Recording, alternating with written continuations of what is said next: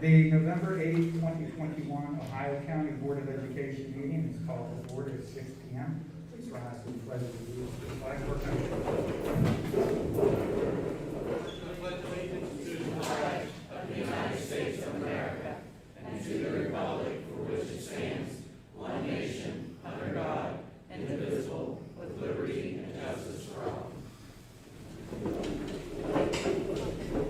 All right, everybody, welcome to Triadelphia. Look around, pretty amazing room that we're in. Good to see our past scholars at work. We will begin on item number 2, Superintendent Information. Dr. Miller. First of all, I'd like to welcome everybody to Triadelphia Middle School and thank Ms. Coleman, Mr. Villani, and her amazing staff for not only the tour, but preparing the school so it was ready for everyone to come and take the tour. So thank you. I want to share a bunch of things with the board this evening. Some really great things are taking place in Ohio County Schools. I'm going to start off with Mr. Jones and I had an awesome opportunity. We travel around to all the middle schools and the high school and meet with student councils and talk about things that they like about the schools, things that they'd like to see get better in the schools, and how we can do a better job for our clients, which are our students. And the thing that stuck out on this particular swing through, we try to do it twice a year, is how happy our students are with in-person instruction. And I asked them, if there were anything that was bothering you, is there one caring adult you could talk to? And every place we went to, the students were able to name it by name, teachers, service personnel, someone in those buildings. So I think that speaks volumes that we're not only worried and concerned about their academic, but also their mental, social, emotional. So it was a really positive experience, and we look forward to going back again. I want to congratulate Wheeling Park High School student athletes Savannah Turner Davis and Zach Parsons, who have been named winners of the Heisman High School Scholarship. The program honors the nation's most accomplished, community-minded high school senior athletes. Also like to congratulate Bridge Street Middle School physical education teacher Rick Thomas, who has been named the 2021 Shape West Virginia Middle School Physical Education Teacher of the Year. It was announced last week that Wheeling Park High School has 30 AP scholars. 5 of those students were named AP scholars with honor and were named 10 AP scholars with distinction. And that speaks huge volumes. These kids haven't had an actual school year for several years now, so congratulations to them. The Ohio County Schools Transportation app was recently featured in the Intelligencer for its increasing popularity with parents. Mr. Crum was interviewed and did a great job, thank you. Woodsdale Elementary School received a new King trumpet thanks to the Ron DiLorenzo Memorial Fund. Mr. DiLorenzo was the school's music teacher, and his wife Roberta and the Woodsdale principal Ashley Minch discussed the donation on WTRF. Steamrod Elementary School received a $500 donation from the Office of the West Virginia Treasurer Riley Moore. The school received the funding for Steamrod student Jacob Whistler being named as a winner in the Treasurer's Office Smart 529 When I Grow Up essay. Congratulations to something near and dear to my heart, the Wheeling Park High School cheerleading team and Coach Shauna Shepard, who won the regional championship this past weekend. Congratulations to Wheeling Park High School girls soccer team. The team finished the season as the state runner-up after losing to George Washington 2-1 in the overtime on this past Saturday. Also, all Ohio County Schools bands, Middle and Wheeling Park High School, will be performing in the Wheeling Festival of Lights Parade on November 19th. And there's a possibility that our Young Patriots may be opening the parade this year, so we're really excited about that opportunity. And also, and finally, 9 Wheeling Park students were accepted and named to the All-State Choir out of 51 positions. So, very proud of their accomplishments as well. Thank you. Thank you, Dr. Miller. Any questions for Dr. Miller? All right, moving on to Moments for Mission. Pete, would you like to kick us off? Sure, like Dr. Miller said, congratulations to the cheerleaders. I'm not sure, I've lost track how many years in a row they've won the regional. Ms. Miller, do you happen to know? A lot. Also, congratulations to the girls soccer team. Despite that heartbreaking loss, each girl was a champion. Molly? Yep, I'll reiterate that. The girls soccer congratulations to them. They had a great season, wonderful season, good tournament. The loss was truly heartbreaking and terrible. One of the hardest things to witness as a soccer mom. So, but congratulations to them for a great season. And to Coach Carey, she's a really good coach, and she really works well with the girls on and off the field. So that's a really important aspect of sports, and I think she does a really good job of that. So thank you to Coach Carey as well. Thank you, Melanie. Grace? Congratulations again to the girls soccer team. 15 and straight wins is a real achievement, and it was truly heartbreaking to lose in the last 2 seconds. But in any case, the girls did just amazing work, and their teamwork and their ability to work together was really something else to witness. Also wanted to congratulate other athletes and students who have tremendous number of achievements here, showing that, we obviously are doing a pretty good job with our kids when they're academically and athletically performing really at the top of their game, and when so many of our choir kids are getting into state high school things. We had obviously more than our share of kids there, but we're so proud of our kids and of our teachers as well. Thank you, Grace. Chris? I just want to add what everyone else has said. I truly agree. But I also want to mention that our football team made the playoffs again.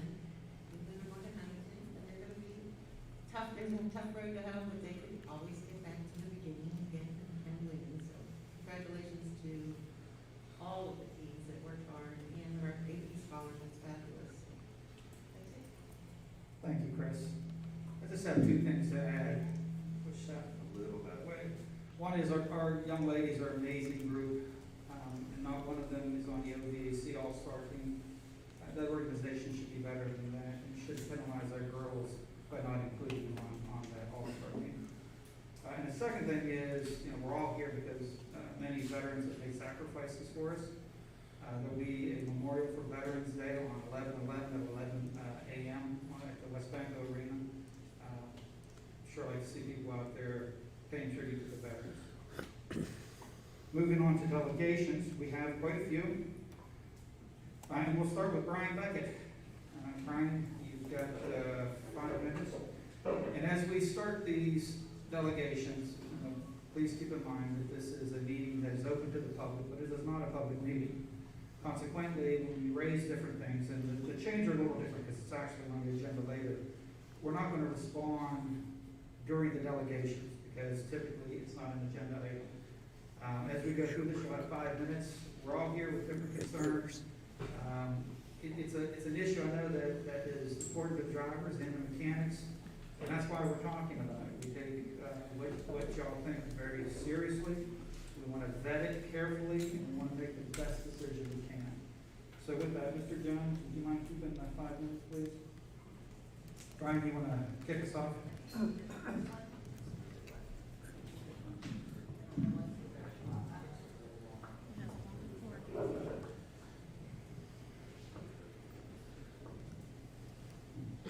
Good evening, Dr. Miller, Mr. Jones, board members, central office staff, fellow co-workers, and guests. Thank you for the opportunity to speak to you this evening. My name is Brian Beckett. I'm a school bus operator and a school bus trainer for Ohio County Schools. I am speaking on behalf of all the bus operators who have signed a letter that is included in the information folder I have provided to you.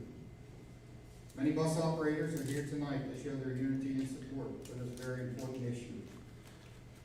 On February 29, 2000, the Ohio County School Board approved the purchase and installation of the automatic chains for our fleet of buses.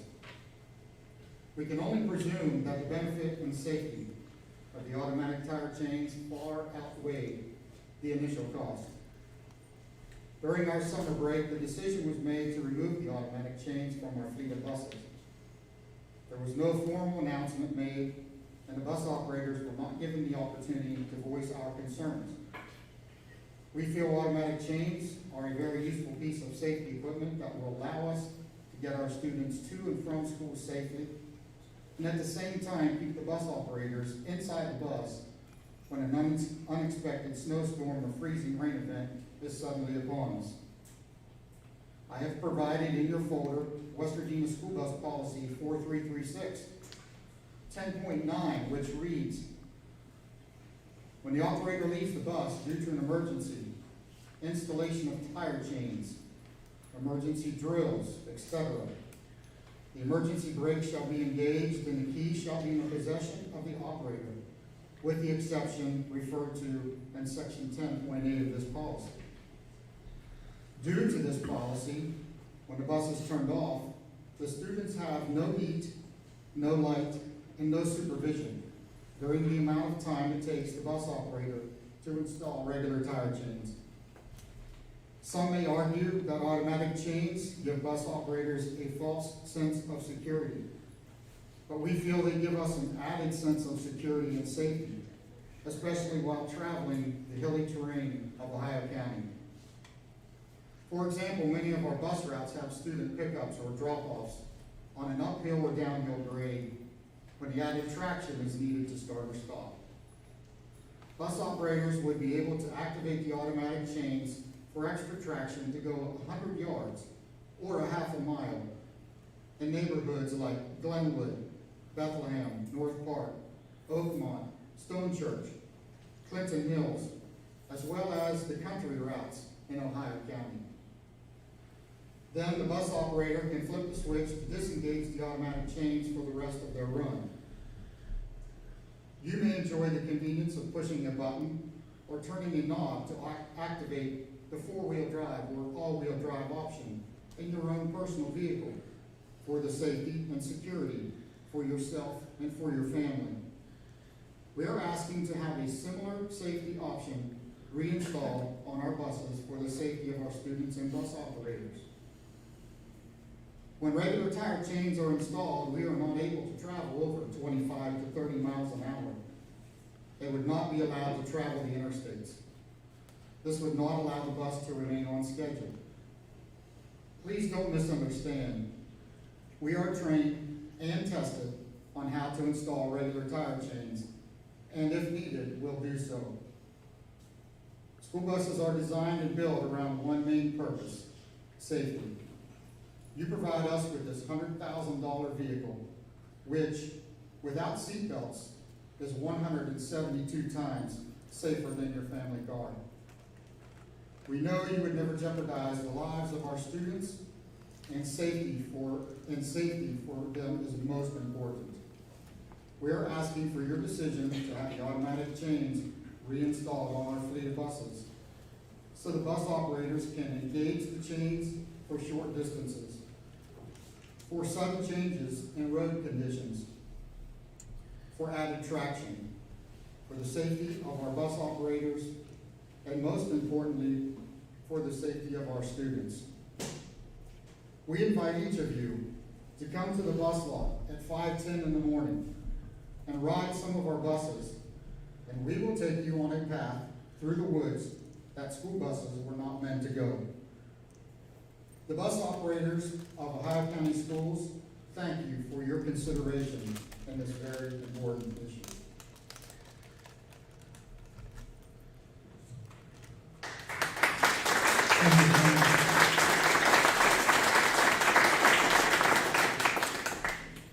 Harley McCarter. And Arlie is going to be coordinator of vehicle maintenance. We'll be talking about the tire change as well.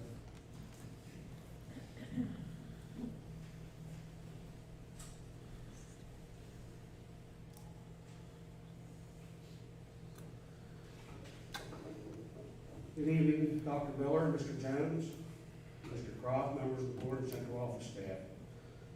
I appreciate the fact you allowed me to speak this evening on behalf of the taxpayers and everyone in this county on behalf of the automatic tire chains. Last winter, I was approached by Mr. Crum why we had so many record bills last winter. Well, buses are getting stuck, turnarounds, different places, and why? Well, I said they're depending on these automatic tire chains and they don't always do what we've set out to do. I said, we've had them for a lot of years. I said, but don't take my word for it. Please talk to other people. So he did talk to the state bus inspector, talked to other directors in the northern panhandle, and a decision was made that time to remove them. Now, in the state of West Virginia, when they come up with the guidelines for how our buses are equipped, we don't get any say about it. This is all done at a state level by an executive committee of state director of school transportation, bus inspectors, elected transportation directors and supervisors, and elected mechanics. When they say something goes, that's it. It's the end of the line. In the policy, they say automatic tire changes are not a replacement for regular tire changes. Now granted, automatic tire changes are convenient. There's no question about it. You know, if I want to drive, I'm going to flip that switch first, see what happens. The problem is, too many times they either don't work, or they're not working as good as they should. We end up with a bus stop, and then I'm sending my men out. You know, Lord knows where you're going to end up at. I mean, we don't get any choice where they get stuck. And we're trying to pull them out, and we're calling a record. Of course, at that time, the bus is late anyway, but so if you put tire chains on, you're going to be late. But in our weather these days, we're not on the roads that bad, that often. I said, they are a very expensive item, but if it would come to safety, that's not an issue. We would take care of it. But like I said, the state recognizes that the regular tire chains are much safer than an automatic tire chain in any condition. And as such, if you would have an accident, and the state felt that you needed tire chains, and you had the automatic chains on, you are liable. But so most of the professional transportation people in West Virginia have either elected to remove the tire chains or never installed them in the first place. And you know, so our priority is safe and economical transportation to school. If you want safety, you're going to use regular tire chains. I mean, sometimes you're having a bad day at work that day. I said, I don't go in and sit and do paperwork every day in an air-conditioned office. Sometimes I'm pulling differentials or transmissions or pulling a cylinder head off an engine. That's my bad day at work. Some days you got to put on your big boy shoes and go out there and get it done. That's all there is to it. And I thank you for listening to me. I just want to add one thing. If you ever have any questions according to transportation, don't be afraid to come down and call us, see us, call us, anything. We're always welcome to hear from. Thank you. Thank you, Arvin.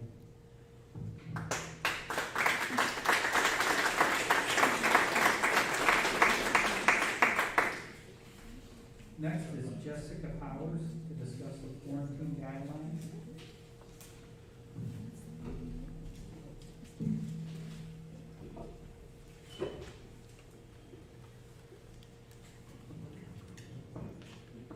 Hello, I'm Jessica Powers. I have 2 children that attend Wheeling Park High School. I am not here to advocate for anything other than to encourage the board, Ohio County staff, and parents to contact those in charge of the quarantine guidelines. I'm going to set forth a plan that should appease everyone, all while keeping our healthy kids in school. Positive person equals quarantine. Exposed person is notified and they monitor symptoms. If exposed person develops symptoms, then they quarantine. Again, remember these guidelines are recommended and are not law. I am choosing this platform to reach as many in our community as I can. I have emailed our governor and the State Department of Health about these revisions. Several states have more relaxed guidelines than I had stated previously, and it is working great. West Virginia can definitely follow suit and lead the way back to being somewhat normal. And I would like the chains added back to the buses. Thank you. Thank you, Jessica.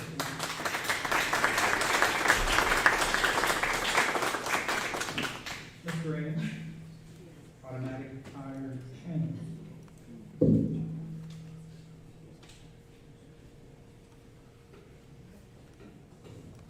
Dr. Miller, Mr. Jones, board members, Mr. Croft, central office supervisors, administrators are here tonight, and this crowd of bus drivers. I think that should show you what these people really care about. But my name is Jerry Ames. I'm the president of the West Virginia School Service Personnel Association here in Ohio County. And I took it upon myself to call some counties to see what their thoughts was on that today. And actually, last week, I spoke with Mr. Black, which is the president of Kanawha County, and he says that they absolutely use these in emergency situations all the time. Spoke with Debbie Lett, president of Putnam County. She applied the same thing. And then I spoke with Sherry Talkington, which called her assistant superintendent, which is in charge of transportation and maintenance there. And they absolutely positively use them in emergency situations. And they do have a policy, if there is snow on the ground, that the drivers chain up with regular chains before they leave the lot. And I spoke to one county in the northern panhandle, which was Brooke County. I contacted their assistant superintendent, which he contacted the transportation director, and his reply to me was, the reason we don't have them is we don't have the money to afford them. So, and I can understand that, run on a shoestring sometimes with money. But I'm here today, just to tell you, look at these guys here. These guys mean business. I mean, these are some of the best drivers in the state of West Virginia. You have them right here in Ohio County. These guys do a tremendous job. They're very educated. And why would you want one of these guys to get out of a bus and full of change when you have a busload of kids on the bus? I don't know why, because I don't think that should ever happen. I think we always have to have supervision with the kids. And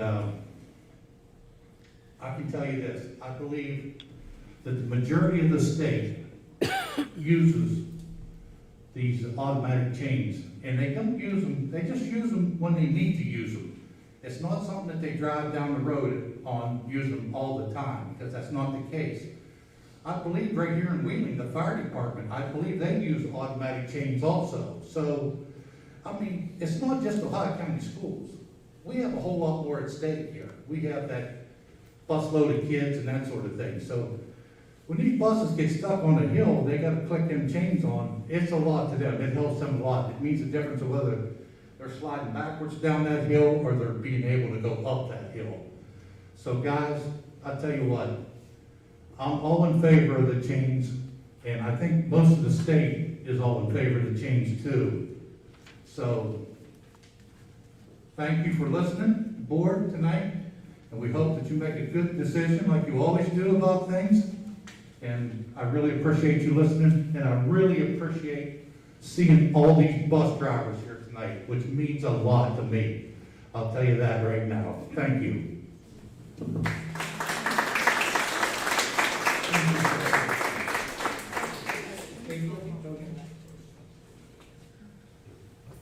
Masks and quarantine rules.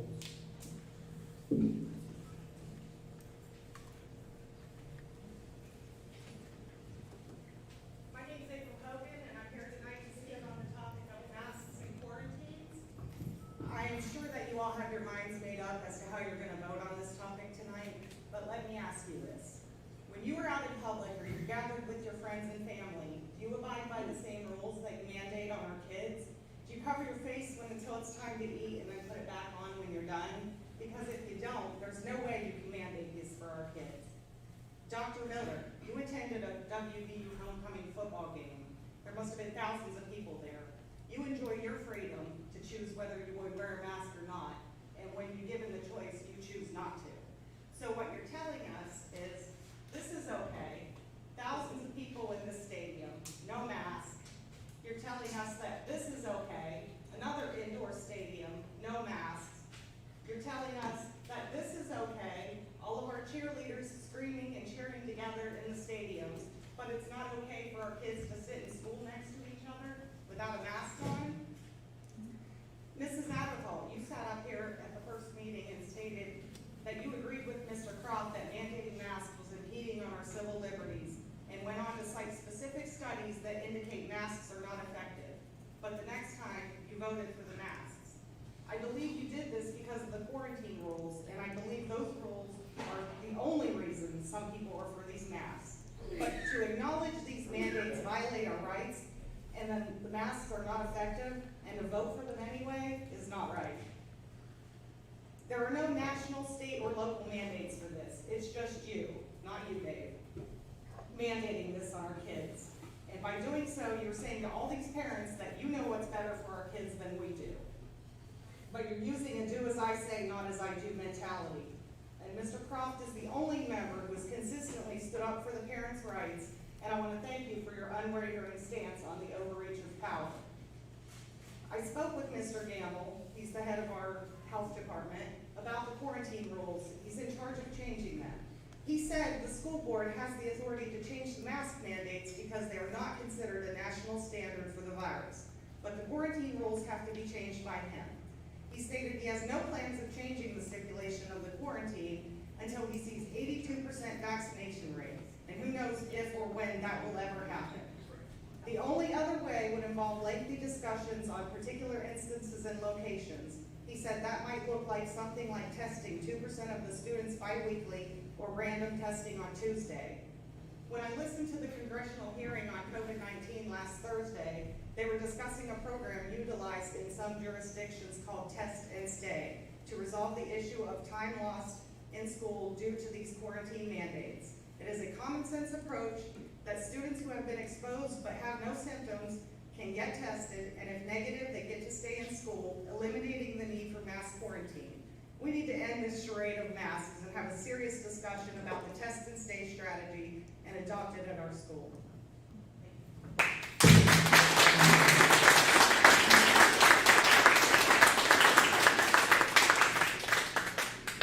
And our final delegation tonight will be Sarah McCourt on masks and quarantine.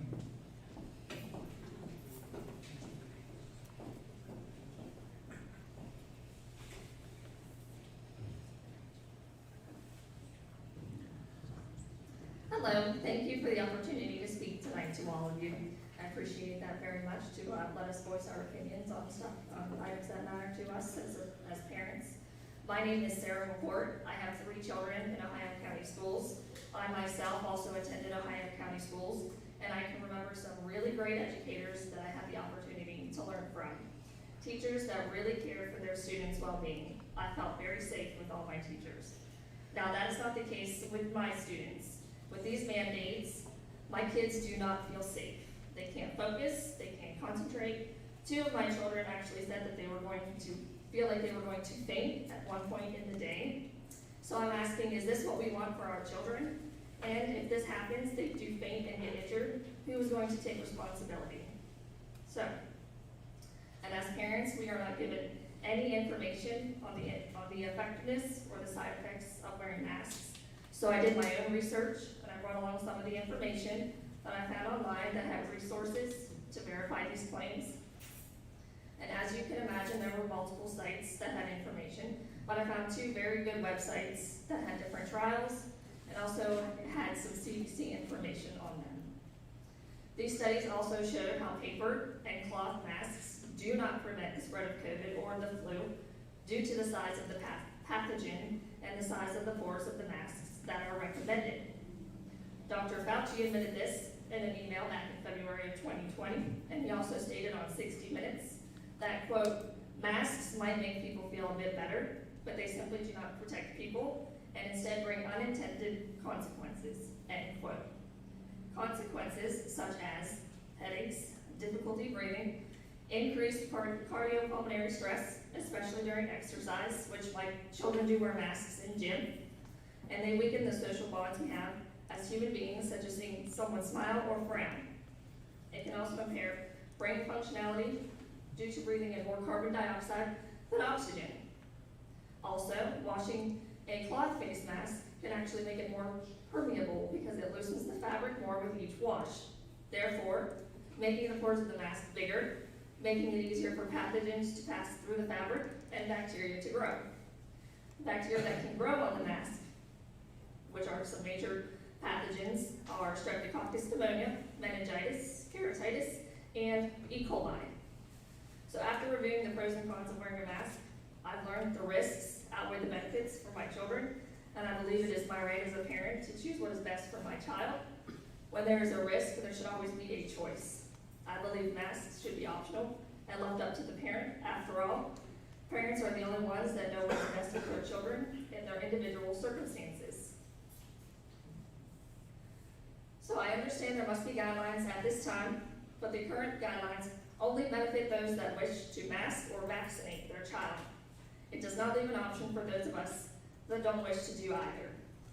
And at the October meeting, it seemed that everyone understood why the number of students absent due to COVID had gone down. It wasn't that masks work, it was the fact that the guideline makes all children masked. I would like to see a change to these guidelines, and I was reading on how Florida has their guidelines for schools. It looks as though they are doing well, as they have some of the lowest cases in the nation. And they follow a more symptom-based concept that provides health protocols for symptomatic or COVID-positive students and allows healthy students to remain in school. This keeps healthy kids from being sent home to quarantine and doesn't disrupt their in-person learning. So I'd like to see a change to the guidelines that allow us to send our kids with or without a mask, without the fear of them being sent home from a COVID contact. Thank you.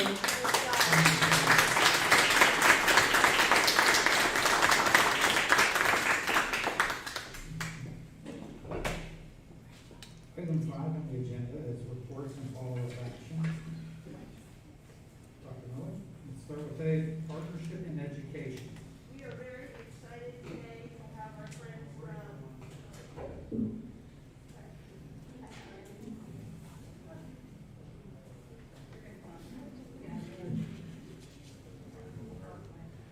I'm very happy to have our friends from the Ohio County Virtual Lions Club come up this evening, who has reached out and will be partnering with several of our schools. But tonight we are going to be highlighting things that are going to be taking place at Bridge Street Middle School. Mrs. Brosky Birch, come on up, guys. Miss Rick Devlevy from Elm Grove Elementary School, and Katrina Lewis from Middle Creek Elementary School. And if you could spend just a couple minutes or so, tell us maybe some of the exciting things you have with us. Matt Rafa and Julie Schultz are here from the Lions Club.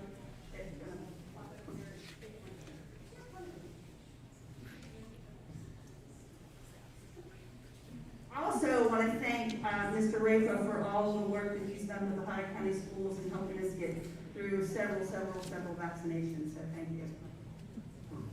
Thank you. So it's a real honor to be here tonight. I'm a product of Ohio County Schools, and so with that being said, it's really great that we're able to continue to provide service to our community and in particular our school communities. One of the things that we've done in this last year is we've rolled out little free libraries all over the county, some of which are at some of our schools, and we're in the process of putting brand new books in a lot of them, really to just try to increase the access to reading and access to reading. It's going to be exciting for the kids. So that's one of the many projects that we're doing right now. But we plan on partnering with all of the schools in Ohio County and really just seeing how we can benefit the schools. So with great teachers, great principals, and great counselors and service personnel, we want to stand beside you guys as well. So thank you.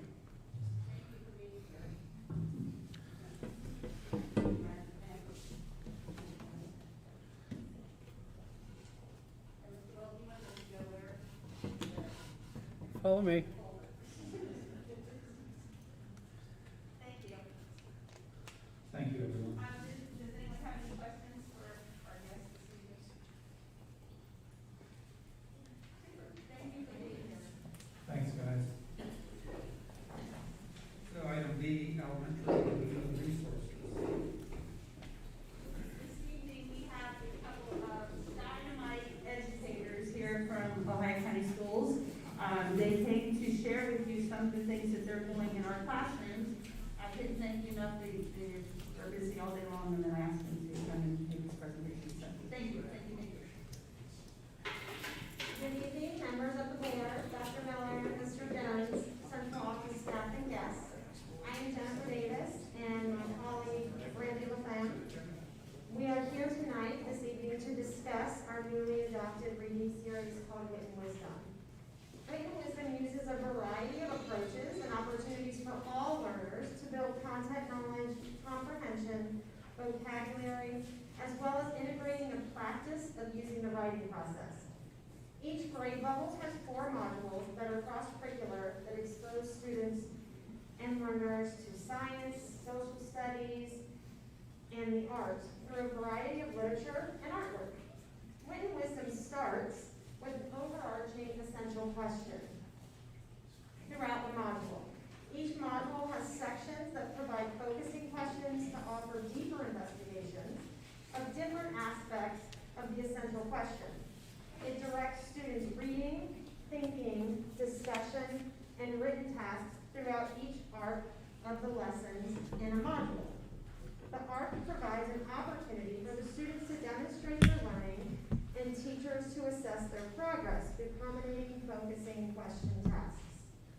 Wit and Wisdom offers a purposeful sequence of activities centered on reading, discussing, and writing about module texts.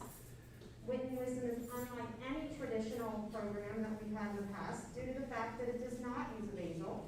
It uses a variety of artwork, poems, trade books, video clips to build the students' content knowledge and skill acquisition.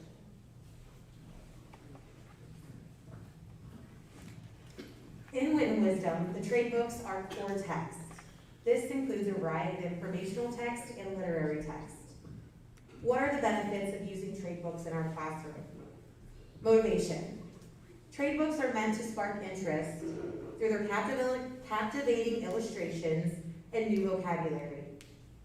The trade books provided in each module are exciting, inviting, and engaging. It also benefits vocabulary development. Trade books offer a variety of opportunities for vocabulary development. These books present new vocabulary words in a way that students can relate to them, use them, thus better understanding them.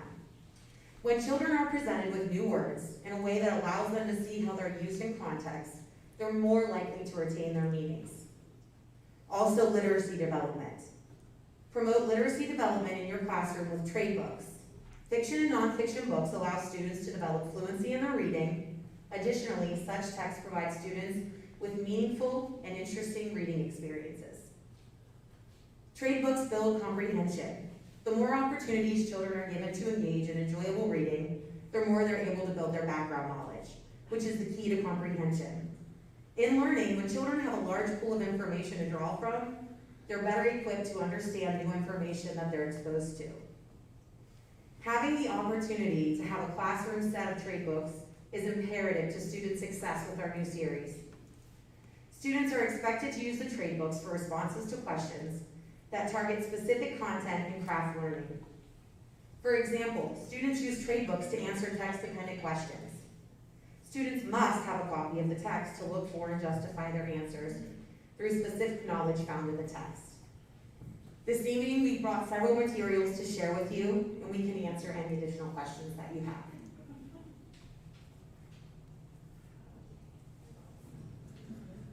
There's also, each module has different sections that you can use a teacher edition, but it comes with vocabulary. That's a big part of what we're doing, so we will have these posted in the room for the specific lessons and the sections of the modules that we're using to help the students acquire that knowledge. There are roughly probably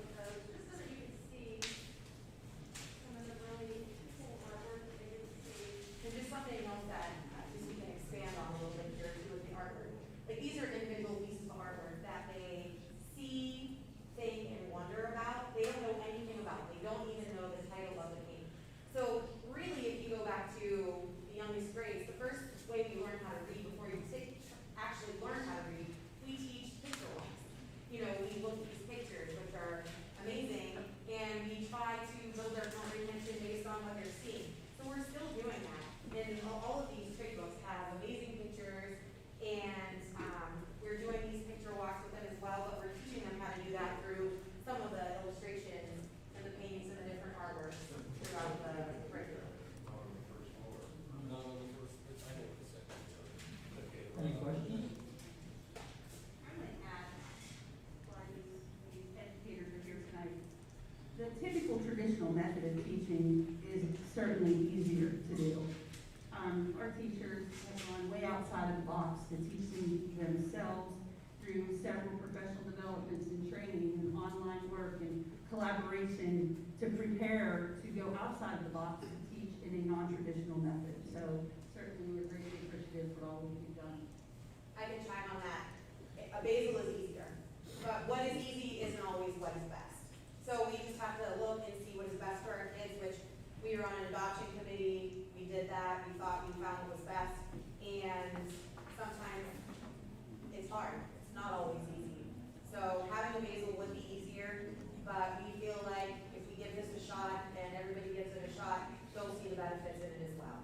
So how are the kids reacting to what you presented? So far, like, we feel like our kids are really positive. My kids love to see the artwork. They're really excited with the artwork. And I feel like just in general, my kids are excited to get a book in their hands. It doesn't seem like a textbook, because it's not, you know?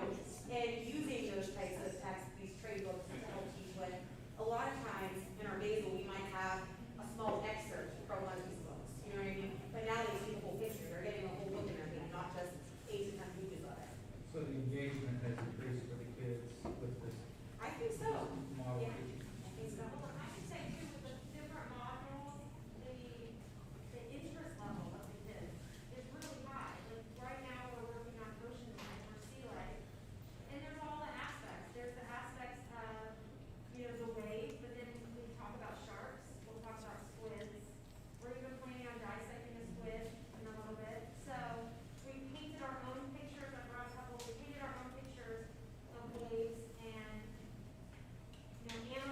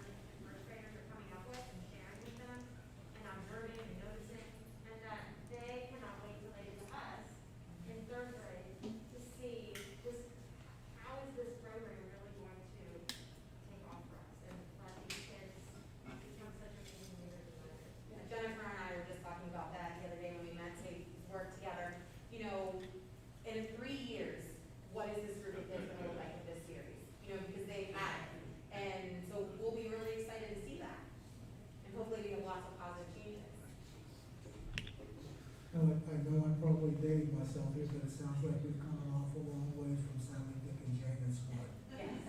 Yes. Thank you both. Thank you very much. Very awesome. I appreciate you guys bringing that in and letting us look at it. Great, thank you.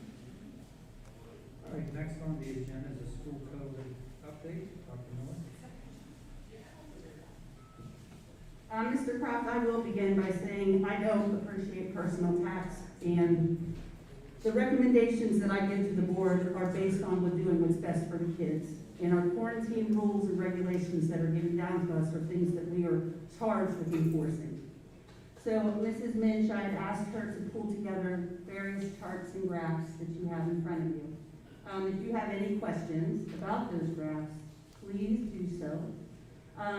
Our numbers are decreasing, and we have a total number of students that are positive to date at 291, staff at 27. I can say that we've had several students that are becoming vaccinated, which is helpful in our schools.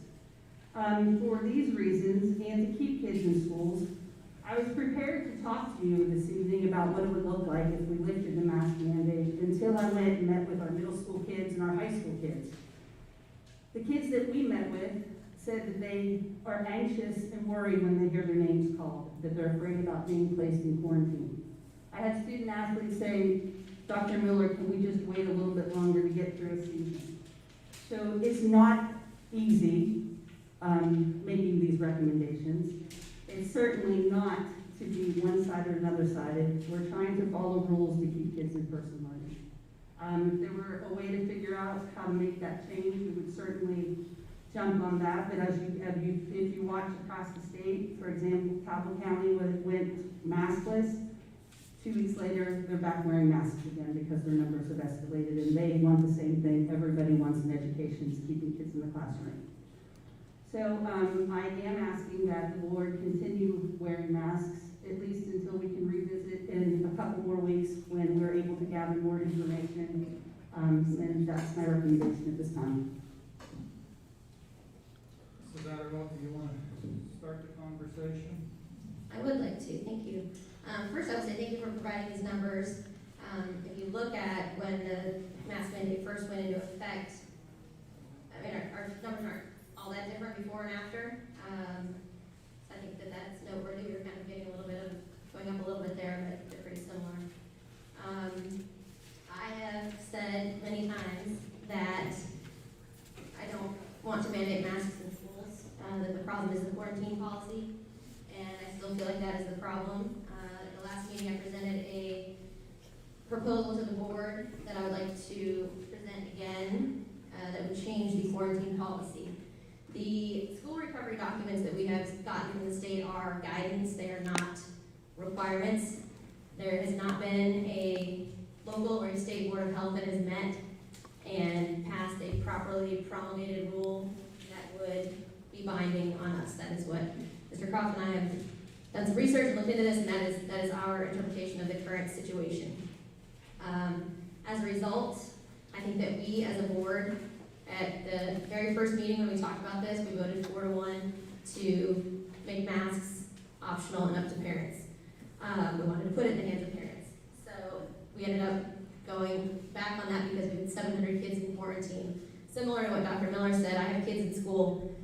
I hate that they're wearing a mask at school, I do, but I also talk to them and I hear the anxiety of them and their friends when the principal or whoever gets on the intercom starts calling kids down to the office and that they're in quarantine. I hear from the student athlete who could miss the biggest game of their career because they're sent home even though they're healthy. It's wrong. Whereas a slightly modified quarantine policy, not much different from the way it is now, would allow healthy kids to stay in school and we would not have to have masks. Ohio, our neighboring state, is implementing a similar policy that allows healthy kids to stay in school under various slight modifications. Obviously, Florida and many other states are doing the same thing. I have friends and family all over the country, and I ask all of them, what's happening in your community? What's happening in yours? Place where my brother lives, they don't do masks, they don't do contact tracing, they don't do quarantining, none of it. So it's not like everywhere all over the country, everyone's just masking their kids. They're not. And we're not seeing kids just hospitalized all over the place. It's just not happening. So we're in this situation because of the quarantine policy. I never thought in my life I would vote for masks, but I just could not see another child sent home for 10 days when they were healthy. I could not see the star of whatever team miss his or her game. It was the lesser of two evils, and I still feel that way. However, I drafted this proposal that will pass out. Get a little longer pulling this mic. Did you pass that down, Dr. Miller? At the same time, I just printed out this graph. So this is from the New York Times. They do a daily new hospital admissions by age. If you look at under 18, it's at 1, and that's 1 or less, because they don't go all the way down to 0. So obviously, as we know, COVID is not a risk for our kids. It never has been. I think that's an important thing to keep in mind. Kids are at greater risk of the flu, greater risk of getting in a car than they are from COVID. So the fact that we've been put in this position by our, essentially the guidelines that are coming down to us where we feel like we have to mask children for a disease that is not a danger to them, just so we can keep them in school, has put us in a very difficult position. So this, let's see, I passed out all my copies of this. Okay, so the changes that I'm proposing are very small. If you see, look at the first few paragraphs, it says, whereas we believe it's our constitutional duty to provide a thorough and efficient education to our students, whereas we believe our students need to be physically in the classroom and part of school activities for this to occur, and whereas we do not believe sending healthy students home and keeping them away from their teachers, peers, school services, meals, and activities effectively achieves this duty. Therefore, the following quarantine protocols will govern in Ohio County schools. And then it goes through a lot of the same things that are in place now, the changes being, one, that a close contact student who is asymptomatic can remain in school. As long as they're asymptomatic, they would just mask for 10 days. And then also, an added part of this is that any contact tracing would be in the hands of the health department and not be a burden on our administrators. So if they want to aggressively contact trace and quarantine our kids, then I think they should do that, and not, the onus should be on them to do that, and not on our administrators who have other things to be doing. So those are the only two changes. I believe that if we enact this, and I'm obviously open to discussion from the board on the other changes to it, that we would be able to meet our goals, which are one, I don't know if our goals. At the first meeting at Madison where we voted for one, we wanted to give parents the choice. If you want to mask your child, you can, you go right ahead. If you don't want to, you don't have to. So for me, that's the first goal. The second goal is to keep kids in school. So I think with this very slight change, we would be able to do that. So that's what I'm proposing. Mr. Croft has talked with me. Thoughts on that, Molly. A couple things. Mrs. Hogan mentioned that our local county health officer suggested that he could enforce a rule. There are no rules, and I would point Mr. Gamble to our Attorney General opinion dated September 29th of 2021. The question was, does a local health officer have the authority to issue rules or orders unilaterally, or must rules and orders be issued by the local boards of health? And the conclusion was that we conclude that health officers are not empowered to promulgate rules or orders on their own. If you go to the Wheeling Ohio County Board of Health, a board of which I at one time sat on, there aren't minutes, there aren't rules, and there aren't orders. What we have are recommendations. And so when we first met and we as a board voted in favor of eliminating the mask mandate, at least in my mind, it dealt with just the constitutional right parents have with their kids under the 14th Amendment, and following really the laws set forth by the U.S. Supreme Court in Jacobson v. Massachusetts from 1905. But the reality of that is, as Mrs. Arrow just mentioned, it kept our healthy kids out of school. And so as we've looked at this, we do not see that there's been a rule, an order, a code of state rule from any of the organizations that have that authority to do so. And so I've said this at every meeting, we're educators, but if you're going to lay this across our feet, we're going to do the best we can for our kids. And so I want to I want everybody in the room to know exactly what we came up with. So we start with close contact. Close contact shall be defined as cumulative exposure for at least 15 minutes within 3 feet of an individual who received a positive diagnostic test. So we established what that is. Then exposure to COVID-19. Parents of a student deemed a close contact shall be given the opportunity to, then 1, authorize their child be COVID tested. If the child tests positive, the child should not attend school or school activities for at least 10 days from the date symptoms started or the date of the positive test if there are no symptoms. If the child tests negative, the child may remain in school as long as the student remains asymptomatic. If there is no COVID test, have the child remain in school as long as the child remains asymptomatic and wears a mask for 10 days after close contact. Keep the child home for a period of 10 days if the child becomes symptomatic while at home. And then subsection B, which is underneath, students who are symptomatic shall not attend school until the student receives a negative COVID test or 10 days following onset of symptoms or date of positive test. And our goal is not to send healthy kids home, and that's exactly what happened before. As we speak, there are approximately 12 school-age kids in our county that are tested positive for COVID right now. For the last 10 days or so, we've averaged in our county about 100 cases, which is 0.002%, 2 of every 1,000 people. The numbers have gone up and down as it has throughout the nation. Delta came into our community, it went up to 500, and it's been hanging around 100 for the last several days. So I'm in agreement with Mrs. Adderhall's proposal for the quarantine procedures. And I would move that we adopt these as our quarantine procedures in Ohio County. Do I have a second? Second. I have a first and a second. Any additional comments? Any questions from anyone? Yes, I've wrestled with this a lot also. I've talked to a few of my friends who I grew up with, who are attorneys, and it depends on who you talk to. I think that from my conversations with them, that we do not have the power to change quarantine guidelines. And that's something that I'm sure other attorneys will disagree with, and I just do not know which is the right way. But I still have to think that quarantine guidelines established by the CDC, that we do not have the power to change. Thank you, Pete. Chris, would you like to comment on this before we vote? Not hearing. I would say just a couple other things briefly. Something I want to consider, would like the board to consider, is as a board of education, what burden are we placing on kids that health authorities are not placing on other members of our community? Okay, so no one else in the community has to wear a mask. They're also not being aggressively contact traced and quarantined. It's like the schools are a captive audience and they're just sitting there, and so we're the ones that it's our kids. But people in other segments of society, other jobs are, they may test positive for COVID, they're not being contact traced in the same way, and I just think that's wrong.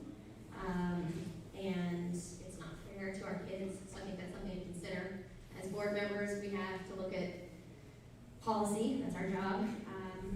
I believe that quarantining and sending healthy kids home is a very bad policy, it's bad for kids. And in addition to that, I think we look at the whole child, so it's not just, about contracting COVID, it's about everything, it's about not seeing your friends' faces, it's about not seeing your teacher's face, it's about being sent home for 10 days when you're not sick. So I think there are a lot of aspects to this that we have to consider, and if we really truly think that the quarantine rules are a problem, let's push back. Make them come and tell us that no, you actually do have to abide by these recommendations, which I noticed from speaking to a state board of education member. He said it's guidance pretty much everywhere across the line. I've seen that it's guidance. So I think that there's a lot to consider. Like Pete said, it's obviously not easy. These have been one of the hardest decisions that none of us ever thought we'd have to make being on this board. So it's not easy, but I think at some point, COVID is here to stay, we know that, and at some point I think we have to stand up and say we can't do this anymore. So that's how I feel about the quarantines. I also believe we have to have kids in school, so it's a tough balance. Thank you, Molly.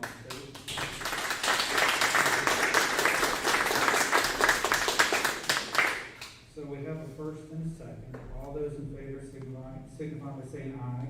Aye. Aye. Opposed? No. I'll do aye. All right. Motion passes 3-2 to adopt the new quarantine procedures.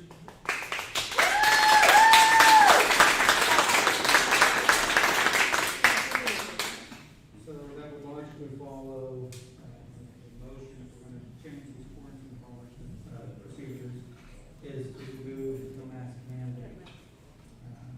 Do I have a motion to remove the existing mask mandate? So moved.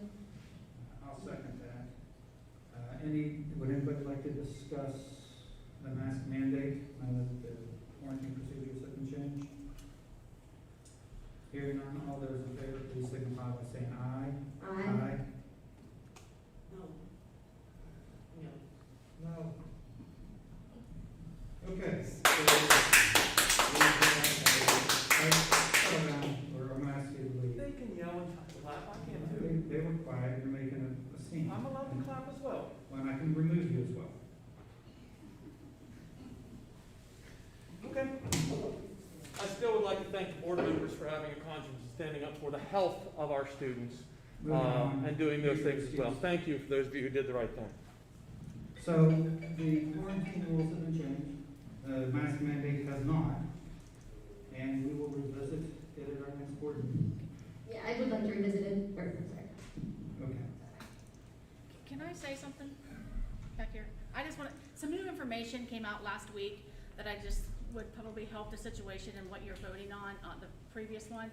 The State Department, the Western GHHR, the State Department and the State Health met in Charleston along with the testing companies that we work with currently. And they asked the testing companies to come up with a test and stay policy.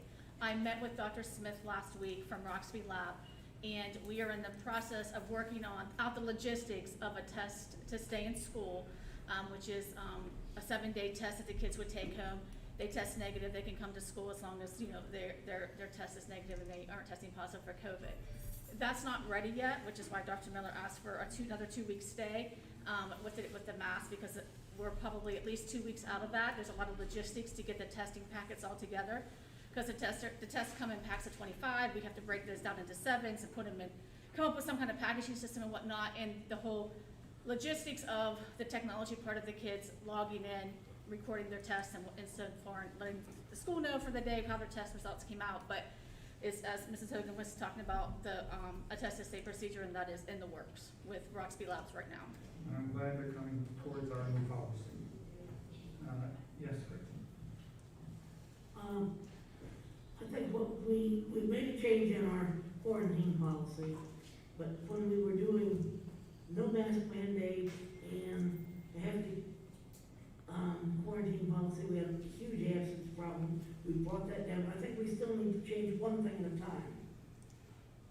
Now, in 2 weeks, then we'll take a look and see where we are as a consequence of the change we just made. And then possibly we can say, okay, we're going to remove the mask mandate. But I think our safest policy is to change one thing at a time. Take a look at what that does before we make an additional change. Thank you, Grace. All right. Thank you for the comments, everyone. Thank you for the discussion. As Grace said, we're walking before we're running, but we have moved to at least new quarantine procedures. All right, moving on. Automatic school bus chains, Mr. Crum. How many drivers do we have here today? Can you raise your hands? All right, guys, thanks for showing. Just as he starts, how many of you used the drop-down chains in the last year?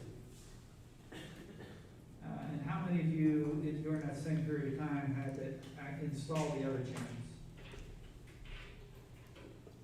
Okay. All right, so, I just follow up on that real fast. So you're saying you've used the drop downs, but you've also pulled over and put on the full set of chains? It depends upon your route. Okay. Yes. I just want to make sure I understood your response to his question. Thank you. so of those that used them, had you not had them, do you believe you would not have gotten out of that spot? By show of hands? All right, guys, thank you. Mr. Crum? You can ask as many as you want, Pete. If you have to put on your regular chains, how long does that take? So when you're tested with the state to take your test to become a school bus driver, you have to put one chain on 10 minutes. Now that's not out in the freezing cold, that's in a controlled environment as well, and your fingers aren't freezing, and you have 10 minutes to get one chain on. So that means 40 minutes to put 4 tires on? No, because we're gonna get we're only putting one outside tool and one on the other outside tool, so there's only 2, but that's if all goes well. So during the time that you have to do that, the kids are on the bus unsupervised, is that Correct. right? Yes. Okay, first I want to start off by just saying thank you to the bus drivers and the garage guys. Every time the state inspector comes to our county, he says what a fantastic job our drivers and our garage staff does. So he says if we're not number 1 in the state, we're one of the top 2 in the state for taking care of buses, for being safe, and for getting our kids where they need to go. In addition to the packet that I guess you had some from the bus drivers, mine has a little bit more information that goes along with it. Also has a copy of what I'm going to go over up here. So, as Randy had mentioned, back in June, the decision was made to take the chains off of the buses.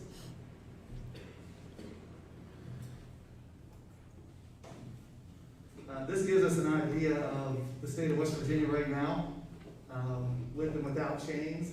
So the yellow counties are removing and not replacing the chains as we speak right now. That's also towards the back end of your packet. 5 states, the pink states are using fleet-wide usage, so that means everybody in their school fleet are using the automatic chains, so that's 13 counties. Green, limited use, special needs in those 5 counties, and then the clear are 32 counties that do not use them at all. So that gives you an idea of where the counties are in the state of West Virginia.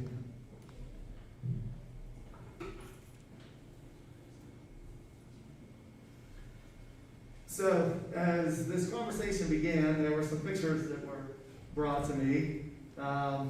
This here is a picture of something that could happen, you know, as you're driving down the road, the chain's dangling and everything. Here the chain wheel is missing, something that would have to be replaced and fixed by our bus drivers. By our garage people. Here's another one where the chain assembly is missing. It's sheared off right here.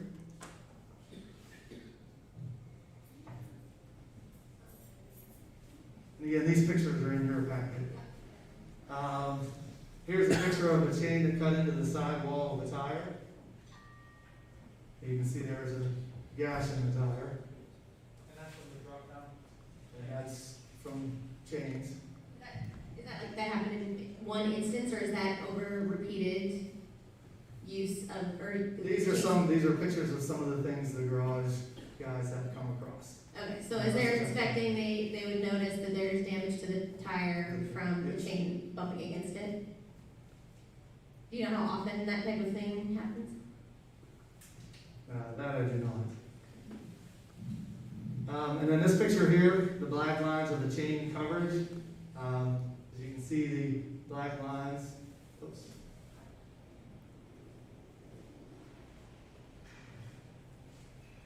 That help with the moving, the chains moving on the tires. So that was some of the information that was provided to me when we initially made the decision. Here are some costs of the repairs from 2015 to 2019, ranging from just over $4,000 in a year to $7,000 a year. These are expenses throughout the year that pertain to making sure these repairs are done to the automatic chains. Real quick, Mr. Crum, I'm sorry. It says these costs do not take into account labor costs or damage to other components caused by the automatic tire chains. So what does it take into account? The money spent on replacing and fixing the automatic chains themselves. Just the chains? Yes.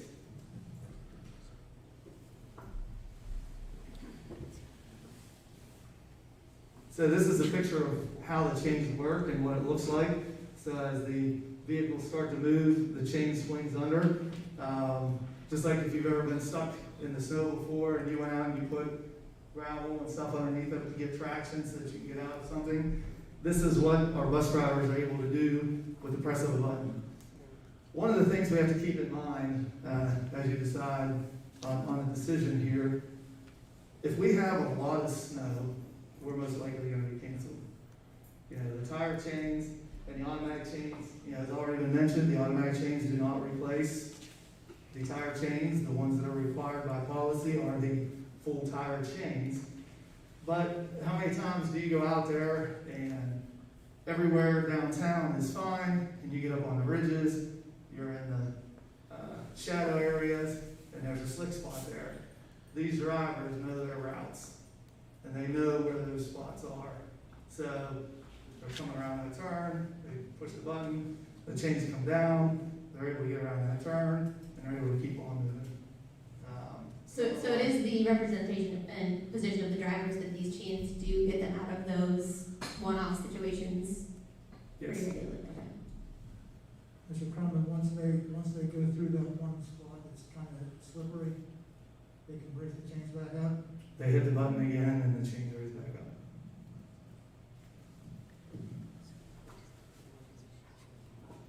up. And this comes up here. This will give you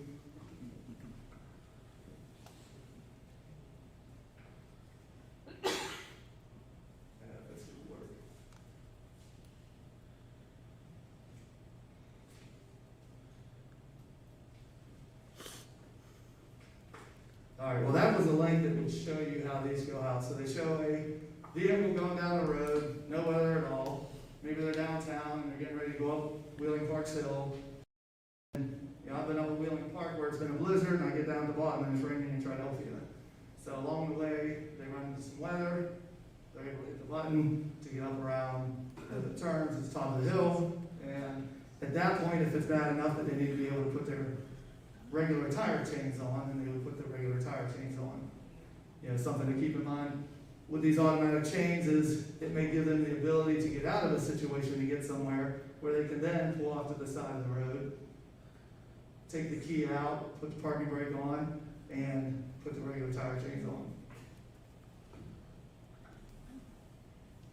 Mr. Crump, that would also be more likely they would be able to move to a safer location to do that too. Keep that in mind. Yes. So this last page here talks about some of the pros and cons that you've heard both sets of individuals talk about today. Respectfully, you know, some of the pros of the change: road conditions could change instantly.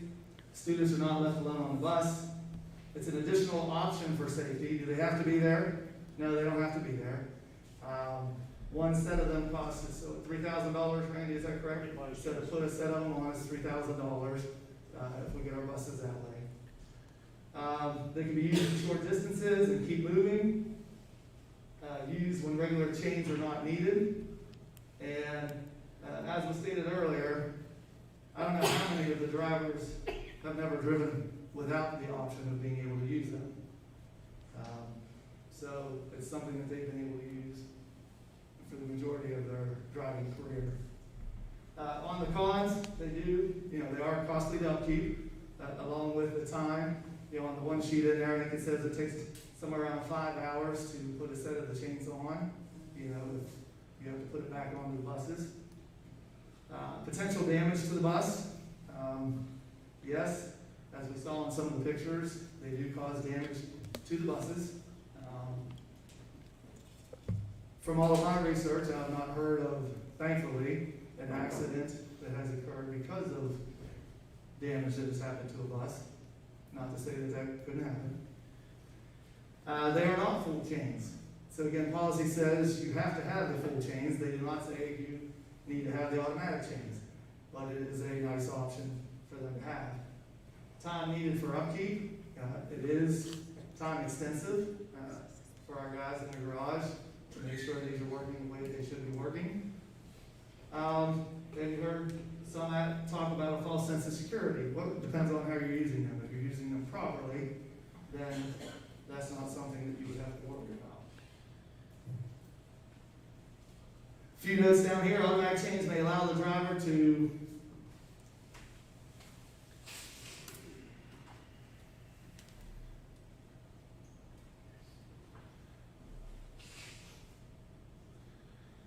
may allow the driver to get to a safe spot to put on the regular chains if they are needed. School bus operators acknowledge that the automatic chains do not take the place of the regular chains. So if we're in deep snow, these automatic chains are not going to come and spin the way they're supposed to. So that's not what they're intended for. And as was mentioned, bus policy 4336 only requires that the regular chains must be available on the bus. Quick question, you said in deep snow, these automatic chains are not effective. Correct. And so I assume the bus drivers are aware of the depth of snow, Yes. that where they work and when they don't work, and that's And these days, if we have that much snow, We're not at school. we're not at school. You know, I drive on the nights and the mornings, however you want to look at it, that the decision is made. I'm up at 3 o'clock in the morning, driving the GMC 2500 with no chains to see what the routes are like and what you've seen pictures. I talked to Dr. Miller, talked to Mr. Jones, and that decision is made. Randy's been out there driving the roads for me. Chris has driven the roads.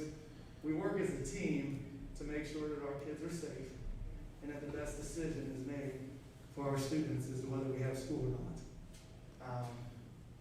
You know, sometimes that decision is made and we get sunshine the next day. Other times it's made and we get a lot more snow than we thought we were going to. But every time a decision is made, I think Ohio County Schools has always gone with keeping safety at the forefront of what we do for our students, our staff, and our families. About a month ago, you know, the decision was made to put the chains back on, and we have the discussion that we're having today. I like the fact that, you know, our staff is very confident to be able to come up here and speak with our board members, and ultimately, we'll have the decision that's decided upon today. What's your recommendation, David? I would recommend to have the automatic chains as an option for our bus drivers. So if we go down that road and have them installed, can we keep some statistics on their use for the next year? Because as we get new buses, we're gonna have to decide whether we're gonna continue to spend the additional $6,000. Mr. Bennett, can we get any of that money back? A mistake like we did with the bus? Over time, so they get roughly 8% of what we spent on bus. But because that includes the change, so we get 8% of that back? Sure. So the actual cost would be defied over the period of time by 8%. And while we're all together, the drivers, I don't think we've ever been in a room with this many drivers. Thank you for what you do. You get up early, and although I'm gonna tell a story of my driver from 1981, Mrs. Danehart, and we were in Bell's Landing. We got stuck on 81, put the kids out and we pushed the bus because she promised she was gonna take us all home. She took us to West Liberty Grade School, I never forget it. Y'all have a thankless job and we don't, you know, we just had a heck of a discussion about putting kids in school. We can't do it without you.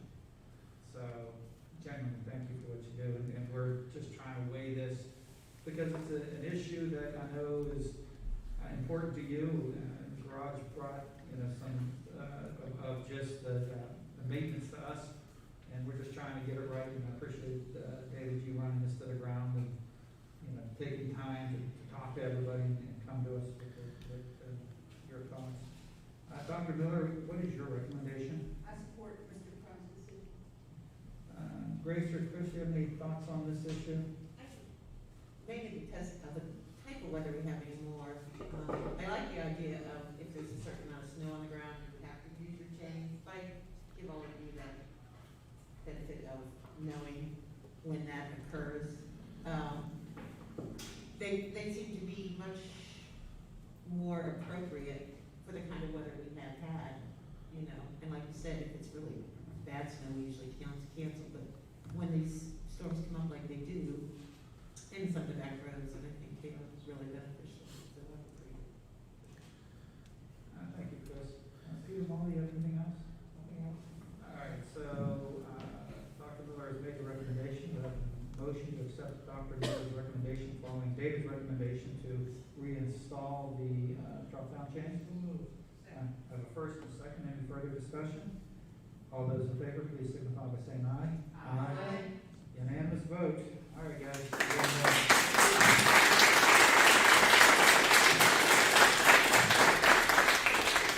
Just from a standpoint of process, this is how it's supposed to work, guys. Something comes up and we vet it, we make the best decision we can.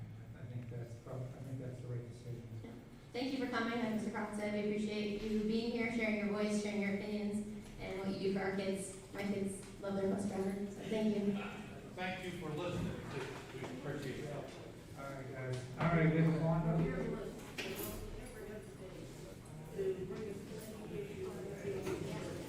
Also, and I realize we have maintenance people here as well, so thank you. We appreciate all of our staff and everyone, and I know this is more work for you all, but in the end, I think we came down the side, obviously, of Mr. Crumb's recommendation, so thank you, everyone. All right, guys, thank you for coming. Welcome to all.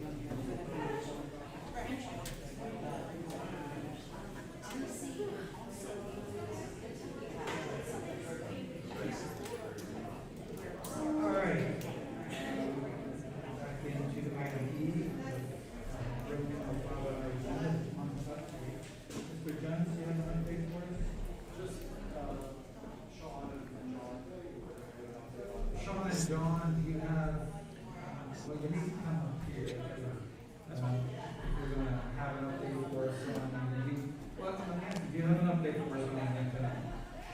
I'm sorry, I'm having a hard time hearing you. Do you have an update for us tonight? If you want one tonight, I'll give you one tonight. Well, I think that would be good. Okay. Please. Let's do it.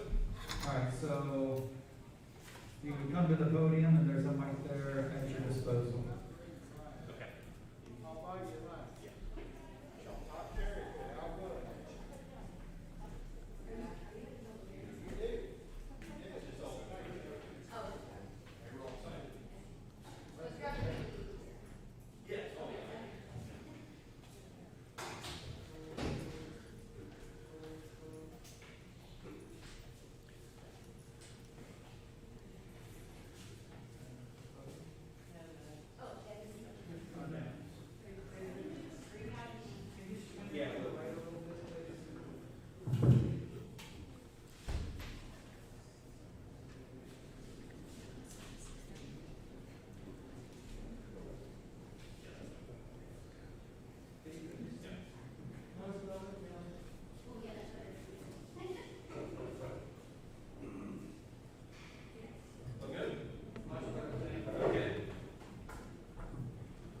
So I've been working with the administration, Mr. Dyke, and then Sean Doyle, on money throughout the projects and just trying to keep track of costs and where you are financially. So this is a pretty high level overview that, will give you some information.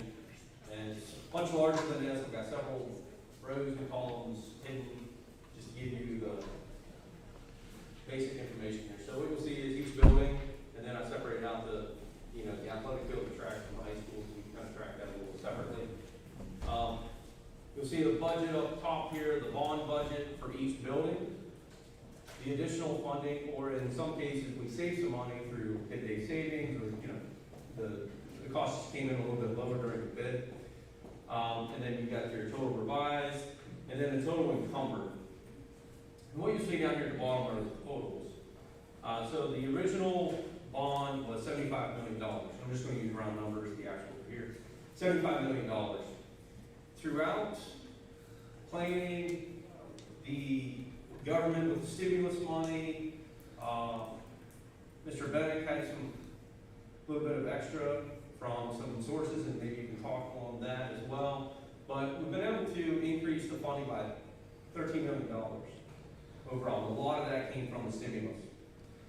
So we were able to enhance your buildings by $13 million and giving us a round number of about $88 million in total program improvements for our high county schools.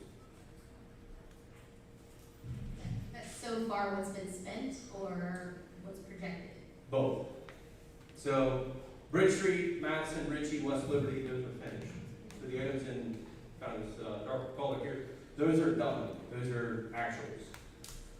The items in this blue collar, Steam Rock, Triadelphia, Wheeling Park, and the athletic fields and track, those are still ongoing from a financial end. Some are still under construction, like this building, we're in a closeout phase. But we're finishing up all the financial items, so it's not 100% wrapped up yet. Down here, Woodsdale, Warwood, and Bethlehem, they've all bid. Bethlehem's the furthest along, but Warwood and Woodsdale are just getting started. Okay, so we have actual numbers, and these represent those actual numbers. Elm Grove, Middle Creek, and Wheeling Middle School have yet to bid. So those are the next grouping that will go off the bid. This next year, 2022. So you have actuals. These are projected from here down.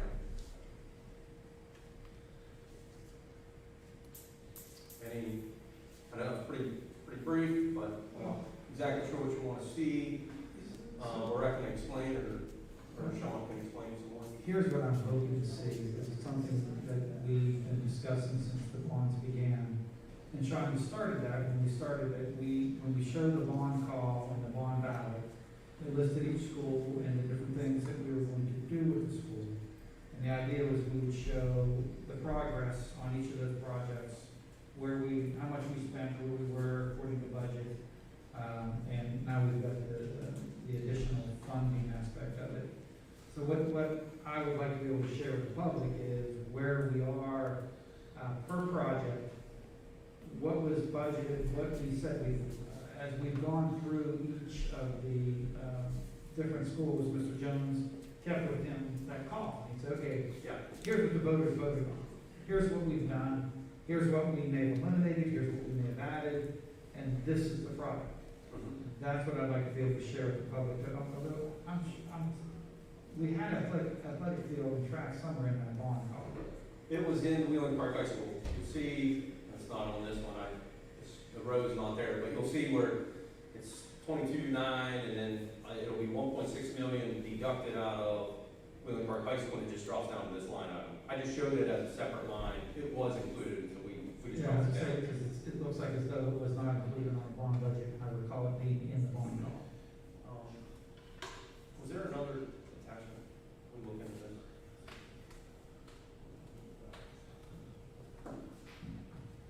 So Mr. Croft, the other thing I think you guys will probably understand is what gets challenging is there was $75 million in 2018 passed for the bond work, and since then there's been an additional $7 million in federal funding. There's been additional funding sources also inserted.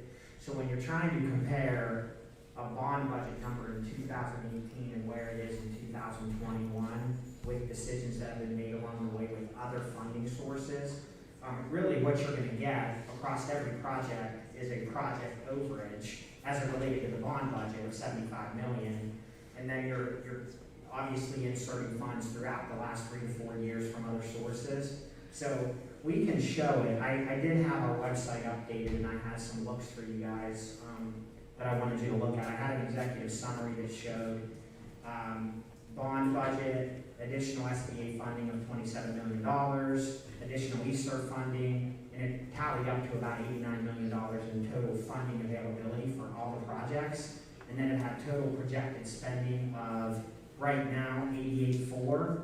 And so in an executive summary format, you could show the public this is where all of our funding sources have come from. This is where we're projecting spending. So currently we believe we're, call it $500,000 under that budget right now today.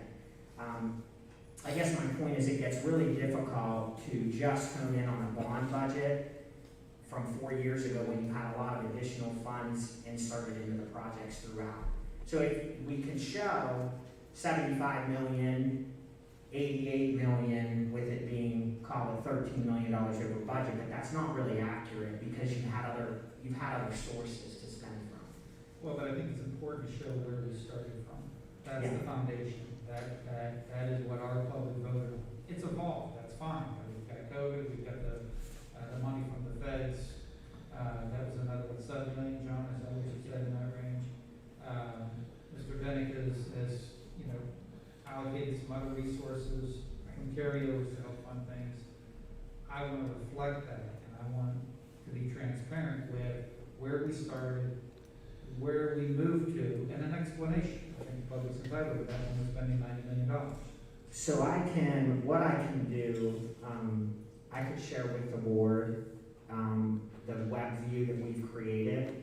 And again, it shows you an executive summary. The question that I would have would be, do you want to show, let's call it, the additional funding? So again, if you went to Madison specifically, you would say we're $101,000 under the original bond budget. For Ritchie, you would say we're $423,000 over the original bond budget. So we could break it down by school. So we show the projects in progress, complete, and construction. Everyone's familiar with that format we show. Right. And then in another column, I could just show, however we want to word it, additional funding or over under that would show what you're looking at right here. Because that's what that is. That's a number that's either above the original bond budget in 18 or below it. Well, it's just a variance, and Yeah, there's a reason for that variance. The reason is, if we're 101 less, there's And a reason it was like. And I think everybody recognizes that on the bond call itself, it was a rough estimate. There was $100 million worth of work that needed to be done. It was compressed to 42.2 for the bond and 27 from the SBA. But that is still what we put out there as a board to say, guys, here's what we plan on doing. It has evolved. I just want the public to see how it evolved, what the costs are involved, and within that evolution or that variance, why? And we have that as well. John has done a really good job kind of building a narrative. We were, over the past week and a half, talking about what is the reason for the variance. So if you'd like, here within the next day or two, I could share that with you guys so you could see what that view will look like, and we can make it public as soon as you say, go ahead. That would be great. Okay. I think that's great. And you said also that your website is updated with all of this? Yeah, so for photos, which is the other component of the website, it's updated in terms of which projects have gone to bid, which ones are in construction, which ones are complete. We're trying to schedule, we do photos every quarter, so once every quarter we go out into the schools and get pictures, and we'll do that this month. So with Steenrod finishing up, Triadelphia finishing up, Park really starting to enter the last phase, I think it's good timing now, so we'll get the pictures updated by the end of November, worst case. But in terms of the financial piece, I could probably have that updated in the next 2 days. And again, I'd like for you guys to approve that that's what you like before we put it public and promote that. And is I guess a question for maybe Gabe or Dr. Miller, is the McKinley, that portion of their website, is that linked to our website so that people can easily find it? Yeah, I'll share that link. Okay, yeah, let's Sure. put it on our website in a clear place under the bond, and then also maybe share it on social media. Social, absolutely. It may. It's rated, yes. That's It's on right the there. Ohio County webpage, there's Okay. a bond. Excellent. Yeah, so if you just want to share it on social media, Yep. that it's been updated, that would be great. Yeah, and as we did a project, we have more information from CMTA Energy, we can update that information as well. Because they're in the process right now of wrapping up a few items on their end, which Stephen and I have been in contact with, and trying to get that nailed down for the next lease purchase agreement. So it's ever evolving, you know, it's a living, breathing document until we're finished.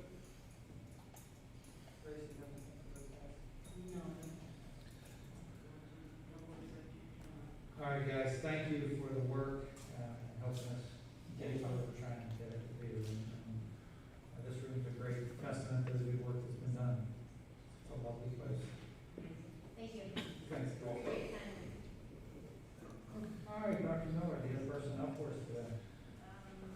Just want to highlight that Brackington upgraded her degree status from master's to master's plus 15, as well as welcoming Jacob Murray as a plumber steam fitter apprentice, and all other personnel is presented. Thank you, Dr. Miller. I got a motion to accept the personnel presented by Dr. Miller. First and second. Second. First and second, any further discussion? Hearing none, all those in favor, please signify by saying aye. Aye. Opposed? Motion passes. Consent agenda. You have any paid bills? Just a couple. As do I, so we'll go up paid bills.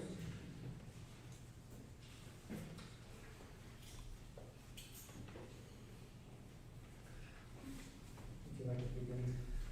Certainly, thank you. Okay, so page 4, the check numbers, like 208,551 and down, that's the Great Minds. That is all part of Wit Wisdom, is that correct? Dr. Miller? Yes, okay, so that's all good. Oh, hi, Stephen, thank you. Hey there. So this is just additional things that we're purchasing to go along with Wit Wisdom? Yeah, we can never buy just all at once, it comes in waves. Okay, so that's for financial reasons, or because we haven't chosen all of the books yet? Because they only come in so often, we only pay them once we get the materials. Oh, okay, I see. So we're paying them as soon as we get what we get? Correct. And then we pay. Okay, next one. So page 7, this would be, check number 208629 to Capital Business Interiors for the Glen Park High School Smart Link scheme. Curious what that is for $7,000. I know that's part of the one project, or not, I'm sorry, it's part of JoJo's project, I don't exactly know what Smart Link seat is. Okay, so it's some sort of an innovative tool. Yeah. Okay. Same page, a little farther down, national equipment, for $7,580, Glen Park High School vocational equipment ice maker. For the CTE program. It's for what? The CTE program. So they actually use the ice maker in their program? Okay. They have it in their Kitchen. So it's just for the kitchen? the restaurant kitchen. Okay. A restaurant kitchen. Gotcha. Okay. Then page 8, we got another panhandle charge for Glen Park High School water mitigation. Was that the 5% that was reserved back, or is that something? Yeah, that's finishing up. It's been, yeah. Okay. It's retainage. Okay, and then I have a question, we've got the athletic training on here. So I think I asked this question of Mr. Jones, but how many athletic trainers do we have right now that work for us? One full-time, and I don't know if the second one started yet, I know they're working on getting the second one, but I know it's 24/7. Okay, so we have one. And do we have an athletic training program that students can be part of? No. We don't. Mr. Rock. People left. Okay. Is that something, I'm sorry. Mr. Rogers has been, him and I have been working diligently to try to fill that. Okay. It's not an easy role to fill. Right. So if we were to get another trainer, would we be able to put something in place for students to be able to study under a athletic trainer and learn some of those skills as part of class. I don't think that's my whole hoop. What? I don't think that's my area. Oh, well, I'm just asking, I'm just looking at you because you were talking to me. Sorry. They have to have a teaching degree first, like Pete has a science degree. Okay. So, and his athletic training was just an extra added. Is this one of those areas where we could have an exception now? Like if there's a high need position, we're able to certify some, you know, I'm just curious, I think it'd be a really neat program to be able to offer at our school. And even just from having a student athlete of my own and, you know, hearing from parents that say, oh, if there's no one to tape ankles, do this or do that. And like one athletic trainer can only do so much, one coach can only do so much. So I think it'd be cool if we could pursue that in some fashion. I would like to add something to that. If we had 2 full-time athletic trainers, still would be enough. Plus, I don't think it's a teaching, like, it's more of a specialization now. You get a degree in athletic training, but there's no teaching part of it, so that's what makes it more difficult. Teaching is an add-on. Some kids, there's some people coming out of school, are education majors also, but there's not anywhere near as many coming out as there were 10 years ago. So. I just thought about this, and I think I talked with Rick about it, but, you know, to the extent it could be a class where some of these students learn how to do some of these basic things. You know, the students could go to them after school and have a student trainer tape their ankle, something like that. It just would be a neat experience, I think, for the students, and then also help fill that void. And I know it's difficult to get another athletic trainer who's also a teacher, but that's the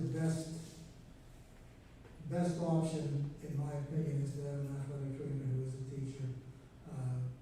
You get to know the kids, you see them in the hallways, you see them in the classroom, you get to know them, and you know the kids by the time they're juniors and seniors.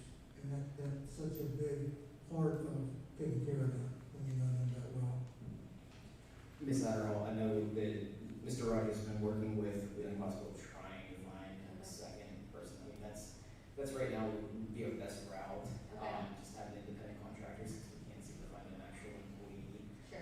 And to go through the hospital is the best route as opposed to having somebody that just freelances. Yeah. But they are having trouble. I mean, we've got all kinds of other things going on right now, but especially the hospital. So, trying. Okay. But then, again, sorry about it. No, My knowledge stops at the finance office. I do apologize. Yeah, no. Thank you, Stephen. Those are all my questions. I just have a couple. One, it's good to see that Mr. Jones and Mr. Chocolates bought you a tie for tonight. It's trying to be inconspicuous. Nicely done. On the CXT Incorporated, which was the athletic concession, that was a partial payment. Is the remaining just a retaining? Yes, it would be. Is that the building? Yeah, check 647. Yes. Yep, that would be it. That was the only question I had.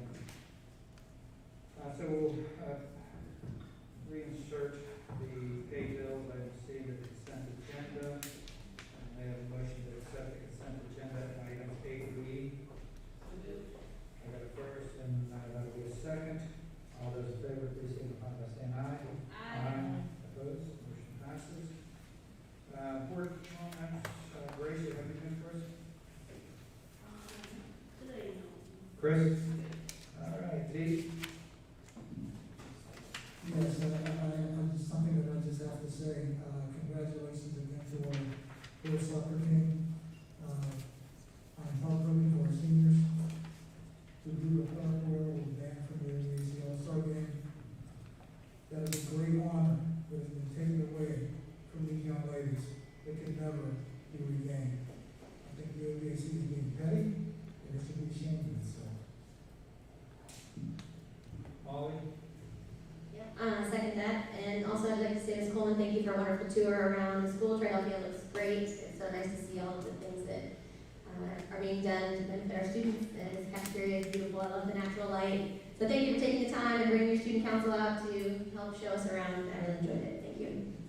Yes. Thank you, Ms. Coleman, for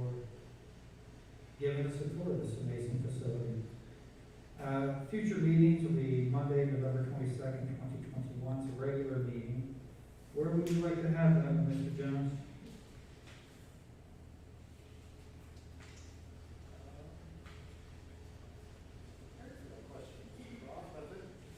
Well, it's a TBA right now, so we're going to go on another tour, but if we don't have something that we want to see. All right, so that'll be at the board office, Monday, December 6th, 2021, regular meeting at 6 p.m. at the board office, Monday, December 20th, 2021, regular meeting 6 p.m. at the board office. I need to interject one thing, I'm sorry. I emailed board members earlier today about dates for a work session. I heard Dr. Chris and Pete, so if you can remember to check your calendars and get back to me, and Dr. Miller, if those, it's next week. But I figured I'd try to get something in before the holidays, so we can have some discussion, so. What time? I proposed, I think Tuesday and Wednesday of next week as options at either day at 6 p.m. That's 6?